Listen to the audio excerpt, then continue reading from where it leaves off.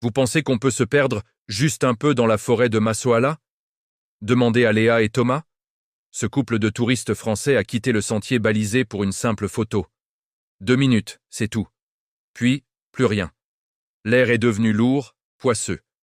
Une odeur de feuilles pourries a envahi leurs narines. Soudain, le chant incessant des insectes s'est tu.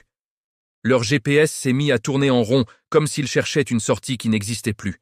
C'est là qu'ils l'ont entendu. Leur propre voix, juste derrière eux, chuchotant « Par ici, vite !» Thomas s'est retourné brusquement. Personne, mais au sol, leurs ombres se tenaient la main, alors qu'eux ne se touchaient en même pas. Léa a murmuré le mot malgache. « Aloka », l'ombre. Les deux silhouettes ont semblé sourire, sans visage, avant de se détacher d'eux et de marcher seuls vers la forêt profonde. La forêt, elle, a gardé leur voix, prête à appeler le prochain couple qui osera s'aventurer. Si vous aimez les histoires qui font froid dans le dos, abonnez-vous.